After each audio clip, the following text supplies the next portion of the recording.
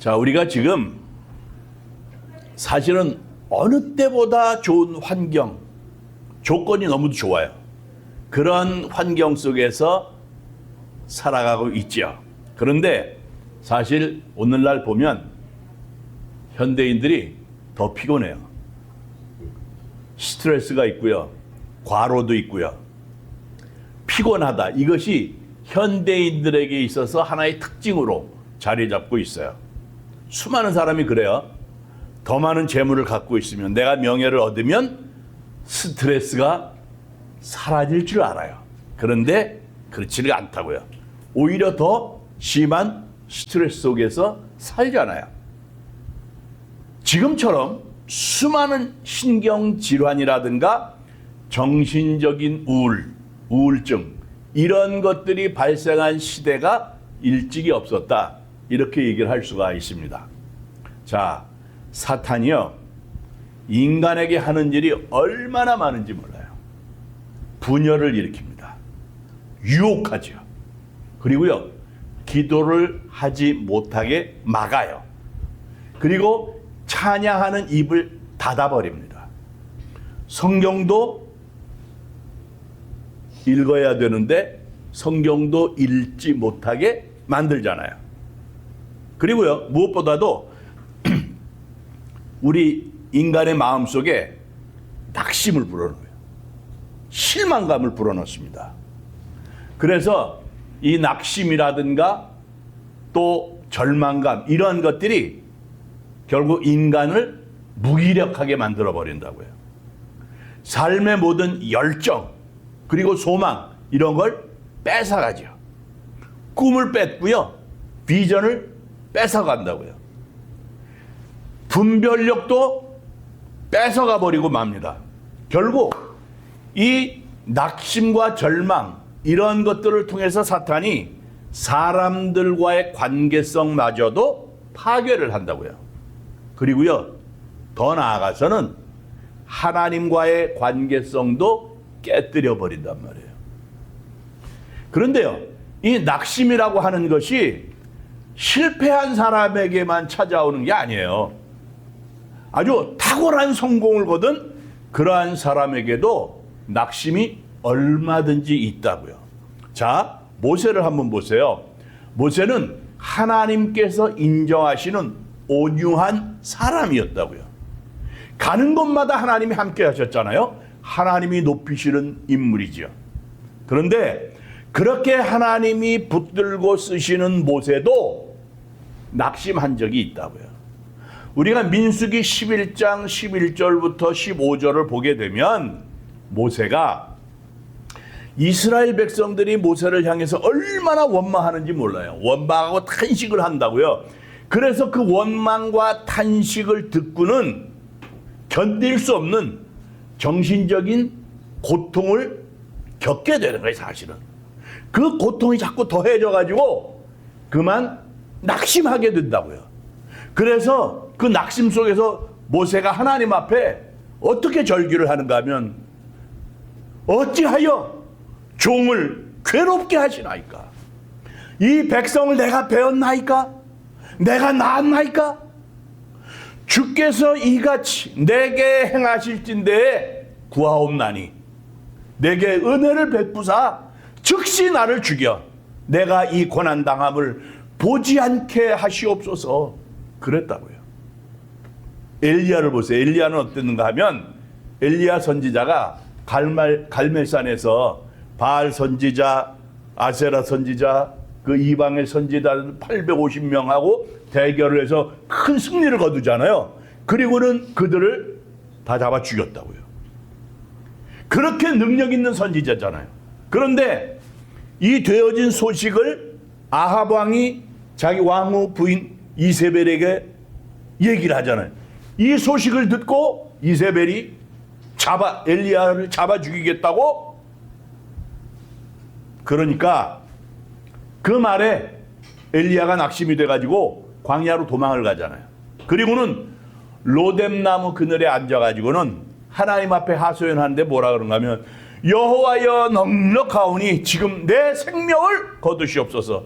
나는 내 조상들보다 낫지 못합니다. 그랬어요. 자, 성경에 나타난 믿음의 사람들, 그들을 봐도 이렇게 낙심한 모습이 보이더라고요. 사람이라고 하는 존재가 그렇잖아요. 누구든지 다 그래요. 어떤 인내 한계에 부딪히죠. 인내 한계를 넘어서는 완전한 실패감, 여기에 사로잡힐 때가 있단 말이에요. 그것이 환경에서 올 수도 있어요. 자녀를 통해서 올 수도 있어요. 자녀에게서 올 수도 있고요. 형제들 사이에서 올 수도 있고요. 결국 이런 것들이 그 사람을 무기력하게 만든다는 거예요. 우리가 분명히 알아야 될 것이 뭔가 하면 사탄이 우리를 공격하는 가장 무서운 무기가 뭔가 하면 결국은 사람을 무기력하게 만드는 거예요. 사람을 무기력하게 만들어요. 내가 아무것도 할 수 없고 절망이 되고 낙심이 되고 완전히 녹아내려가는 거예요. 그런데 하나님의 능력, 하나님의 은혜는 삶의 모든 무기력을 벗어나게 한다고요. 하나님의 능력은 무기력을 정복한다고요.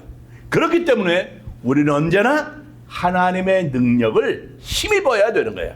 하나님의 능력을 받아서 우리의 삶에서 일어나는 모든 무기력을 떨쳐버릴 수 있어야 되는 거라고요. 우리가 성경을 보면서 성경에 나타난 믿음의 사람들이 낙심한 그 모습을 보게 되면 거기에서 우리는 어떻게 하면 낙심을 피할 수 있는가 하는 비결을 배우게 됩니다. 자, 모세가 왜 낙심하게 됐는가 하는 것을 생각해 보자고요. 모세는 주변에 너무도 많은 사람들이, 그리고 끝없는 불평과 불만이 일어났어요. 백성들이 얼마나 불평을 했는지 몰라요. 불평, 불만을 했는지. 그러다 보니까 그들의 낙심, 그들의 불평, 불만, 이런 것들이 모세를 피곤하게 만든 거예요. 자꾸만 불평, 불만을 해오니까 모세도 그만 낙심이 되는 거예요. 그래서 하나님 앞에 내가 이들을 뵀습니까? 내가 났습니까? 나를 여기서 죽여주시옵소서 이러잖아요. 그래서 중요한 게 뭔가 하면 우리는 피차 불평과 원망을 하지 말아야 되겠다. 그리고 무엇보다도 불평하고 원망하는 그런 사람들 속에 들어가지 말아야 되겠다. 그런 거예요. 그런데 이게 쉽냐고요. 어차피 어울려 살잖아요, 우리가. 어울려 사는 이러한 사회적인 환경 속에서 이게 쉽지 않아요. 그렇지만 그래도 우리가 무기력해지지 않아야 되고 낙심하지 말아야 되니까 그런 가운데 젖어들지는 말아야 되겠다라고 하는 거예요. 그런 사람들 사이에 스며들지 말아야 되겠다는 거죠. 사람이요, 불평과 불만을 하는 사람들 있잖아요. 그런 사람들 속에 같이 섞여 있게 되면 나도 모르게 내가 영향을 받아요. 내가 안 그러려고 그래도 나도 모르게 손을 치면서, 손뼉을 치면서 장단을 맞춘다고요. 그리고 나도 거기에 젖어들어요. 빠져들어요. 영향력을 받아요. 그러면 어떻게 되는가 하면 낙심하게 돼요. 실망하게 된다고요.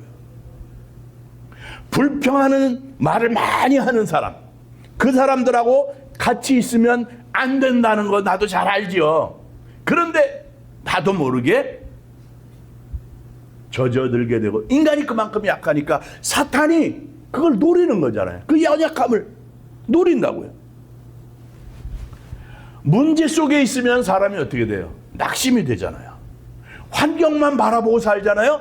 낙심이 돼요.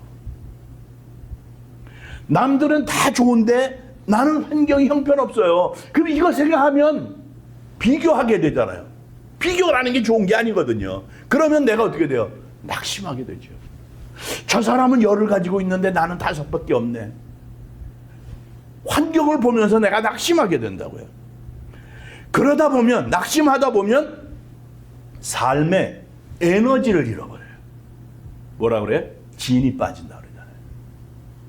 비교하다가 환경을 보면서 비교하다 낙심이 되고 그러면서 실망하고 진이 쫙 힘 빠진단 말이에요. 기운이 쫙 빠진다는 거예요. 신앙이라고 하는 것은 뭔가 하면 믿음 위에 믿음을 더하는 거예요. 은혜 위에 은혜를 더하는 게 신앙이라고요.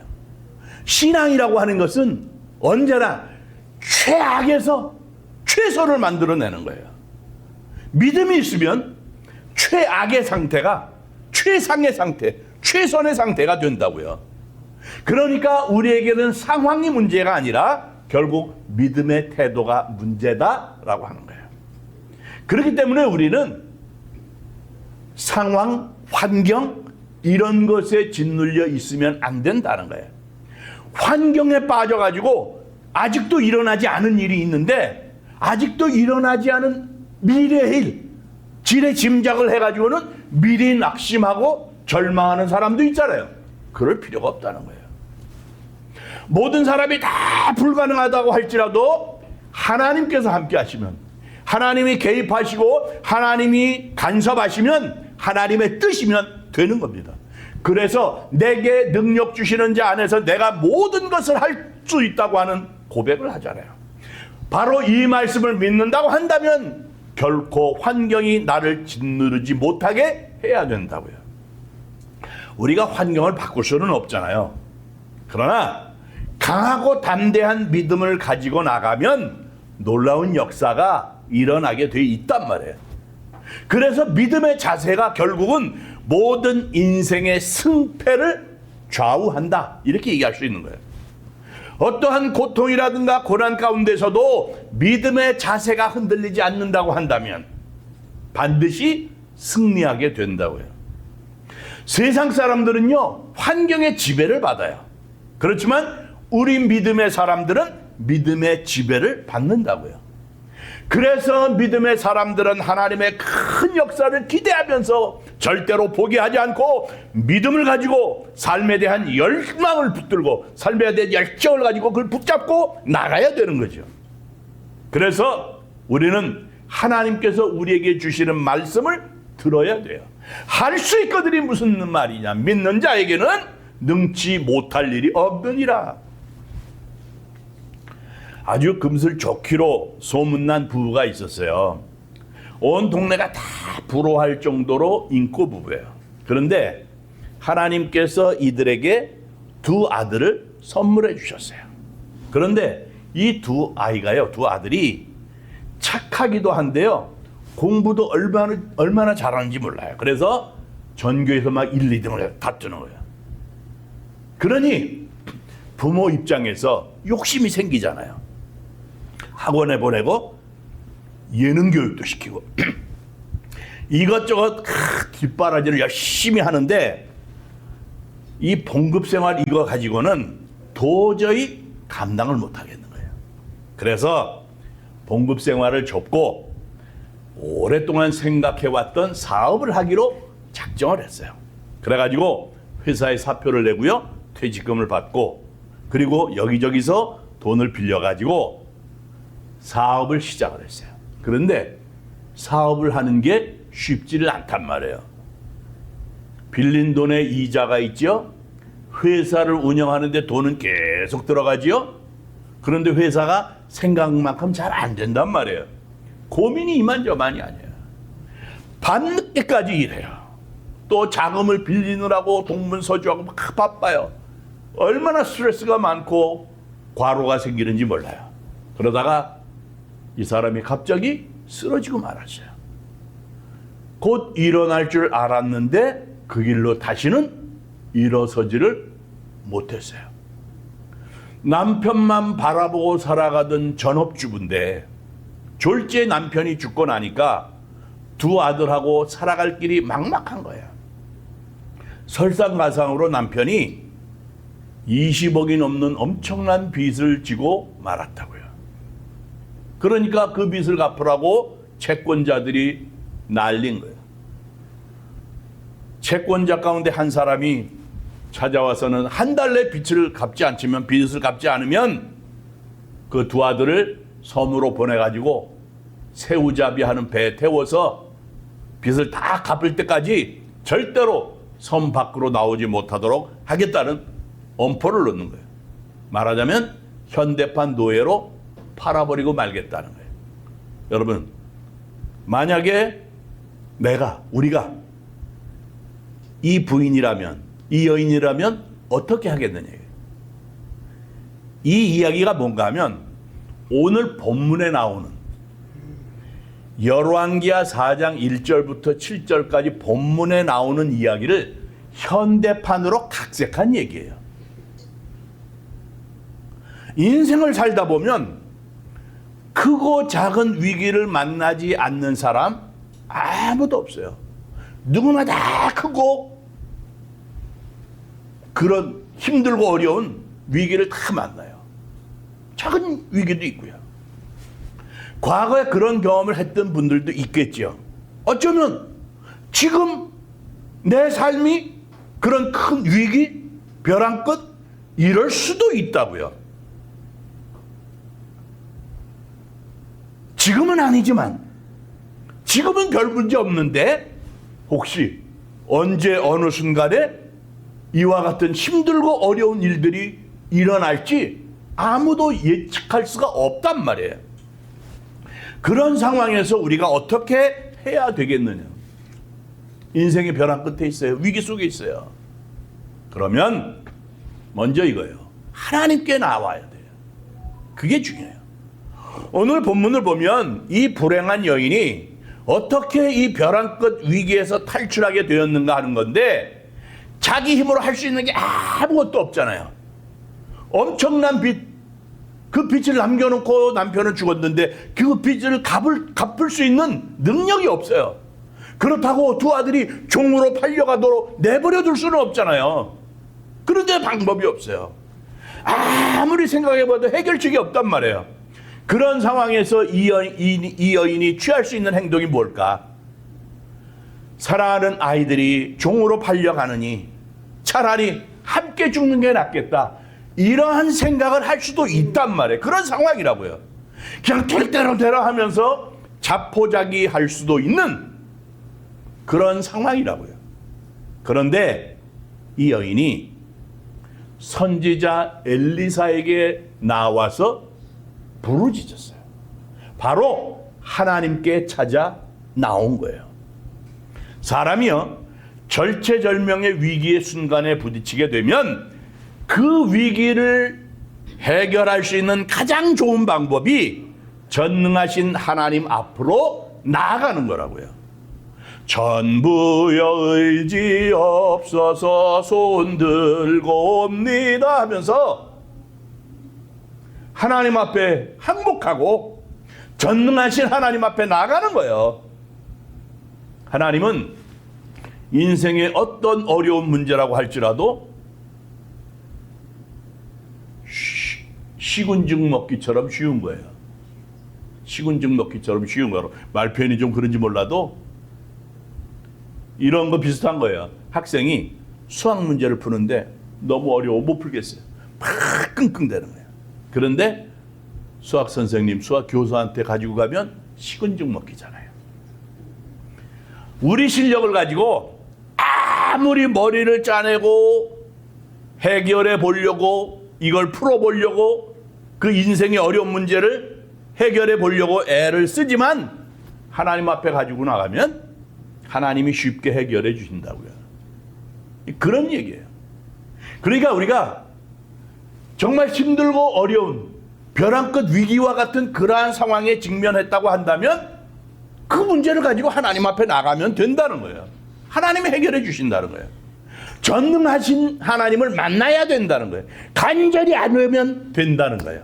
바로 오늘 본문에 나타나는 이 여인처럼 끌려가는 아들을 구해야 되겠다고 하는 절박한 심정을 가지고 하나님 앞에 아뢰는 거죠. 하나님 앞에 아뢰게 되면, 전능하신 하나님 앞에 아뢰게 되면 하나님께서, 전능하신 하나님께서 그 벼랑 끝에서 탈출할 수 있는 길을 보여주신다고요. 그 다음에 이런 위기에 직면하잖아요. 그러면 내 손에 가지고 있는 것이 무엇인가? 그걸 생각해 볼 수 있어야 돼요. 자, 오늘 이 여인을 보니까 이 본문의 과부가 엘리사 선지자에게 자기의 딱한 사정을 다 털어놨잖아요. 남편이 빚을 지고 죽었고요. 그 빚쟁이들이요, 우리 아들들을 종으로 팔겠대요. 돈을 안 갚으면요. 그러면서 하소연을 했단 말이에요. 다 내려놨어요. 그랬더니 엘리사 선지자가 뭐라 그런가 하면, 내 집에 있는 것이 무엇이냐? 이런 얘기를 해요. 정말 찢어지게 가난한 집에 뭐 변변한 게 뭐가 있겠어요? 아무것도 없죠. 그런데 가만히 생각을 해보니까 달랑 기름 한 병 있는 거예요. 그것밖에 없어요. 이거 가지고는 지금 세 식구가 먹고 살 수도 없어요. 그런데 더군다나 무엇을 빚을 갚겠느냐고요. 그 빚 때문에 아들들이 종으로 끌려갈 판인데 그 아들들을 어떻게 구하느냐고요. 그런데 이 상황 속에서 그 기름 한 병이 아무것도 아닌 것처럼 보이지만 그릇을 많이 빌려가지고 그 기름 한 병으로 쭉 따랐더니 계속 기름이 다른 그릇에 차고, 그래서 그걸 팔아서 빚을 갚았잖아요. 두 아들 살렸잖아요. 자, 하나님께서는 우리를 벼랑 끝 위기에서 안전지대로 옮겨 놓으실 때 우리 손에 있는 것이 무엇인지 우리 손에 있는 것을 즐겨서 사용을 하십니다. 하나님은 물론 무에서 유를 창조하시지요. 아무것도 없는 가운데서 모든 것을 있게 하시는 분이 하나님이시잖아요. 그런데요, 때때로는 우리에게 있는 작은 것을 사용하시기도 하신단 말이에요. 그것이 사람들이 볼 때는 뭐 크냐 작으냐 이런 거 중요한 것이 아니라는 얘기예요. 자, 다윗의 돌팔매. 다윗의 돌팔매 생각해 보세요. 이거 일반적으로 사람들이 생각해 보면 형편없는 거예요. 보잘것없는 거예요. 지금 블레셋의 골리앗 때문에, 그 거인 골리앗 때문에 이스라엘 백성이 지금 전쟁을 하는 상황 속에서 지금 벌벌 떨고 있잖아요. 그런데 결국 어떻게 돼요? 그 블레셋의 거인 골리앗을 다윗이 그 물맷돌로 한 방에 쓰러뜨렸잖아요. 풍전등화와 같은 이스라엘을 그 물맷돌 하나가 구해냈잖아요. 예수님께서 오병이어의 기적을 베푸실 때 한 어린 소년이 점심으로 가져온 것이 뭔가 하면 그게 오병이어예요. 작은 빵 덩어리 5개하고 물고기 2마리란 말이에요. 그런데 어린아이의 도시락이니 그것이 얼마나 많은 양이겠습니까? 작은 거잖아요. 그런데 그것이 주님의 손에 들려지게 되니까 먹지 못한, 굶었던 장정만 5,000명입니다. 더 많아요. 엄청나게 많은 사람이에요. 여인들과 자녀들까지 합하면 얼마나 많은 사람들인지 몰라요. 그들이 다 먹고도 12광주리가 남는 놀라운 역사가 나타났잖아요. 바로 우리는 이거예요. 하나님께서 일하시는 방법, 여기에 주목해야 된다고요. 마른 막대기처럼 보잘것없는 것, 그 모세의 지팡이, 하나님께서 그것을 통해서 그것을 들고 홍해로 나르셨잖아요. 하나님께서는 우리의 아주 작은 것을 사용해서 큰 일을 이루시기를 원하신다고요. 그래서 우리는 모든 것을 다 잃어버리고 앞이 깜깜하고 아무것도 없는 그러한 순간과 같은 그러한 상황이라고 할지라도 정신을 차리고 오히려 곰곰이 살펴보면서 그러면 보이는 것이 있단 말이죠. 그걸 믿음으로 힘차게 붙들게 되면 하나님이 역사하신다는 얘기예요. 그 나한테 없는 거 그것 때문에 탄식하고 앉아 있으면 안 된다는 거예요. 그러면 벼랑끝 위에서 낭떠러지로 떨어질 수밖에 없죠. 자, 우리가 이렇게 힘들고 어려운 상황이라고 한다면 지금 나에게 있는 것이 무엇일까? 하나님은 그것을 가지고 큰 일을 이루실 수 있다는 믿음. 그래서 중요한 것이 뭔가 하면 난 아무것도 없지만 하나님, 나는 그래도 실개천, 개천이 실 같아요. 그래서 실개천인 거예요. 정말 그 형편없는 그런 것 같은 그 믿음이라고 할지라도, 겨자씨만한 믿음?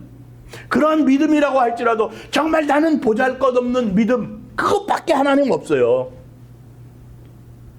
그런데 그걸 붙잡잖아요. 믿음을 붙잡으면 하나님께서 역사하신다고요. 하나님의 자녀들에게 주신 선물이 바로 그 믿음이에요. 우리에게 믿음을 주신 것은 하나님의 선물이라고요. 그런데 하나님이 주신 선물인 그 믿음을 우리가 사용하지 않으면 아무런 소용이 없는 거라고요.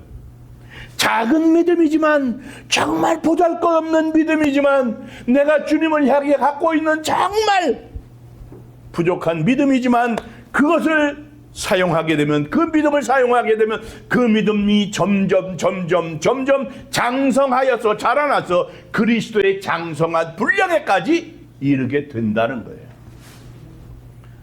믿음은요, 몸을 단련시키는 것과 마찬가지예요. 그래서 훈련을 하잖아요. 그러면 더욱 강해집니다.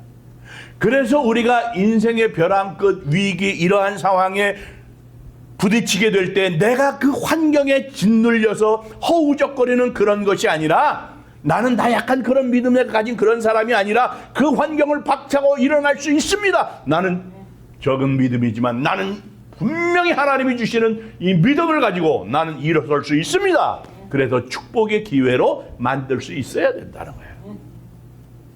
하나님께서 우리를 왜 인생의 벼랑 끝으로 몰아가시는 건가?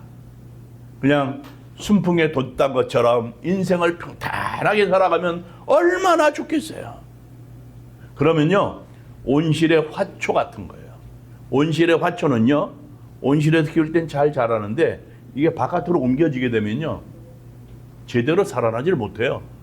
말라 죽고 이런다고요. 적응하지를 못해서. 하나님께서는 우리가 그러한 나약한 존재가 되는 것을 원치 않으세요. 사탄이 얼마나 공격해 오는지 모르잖아요.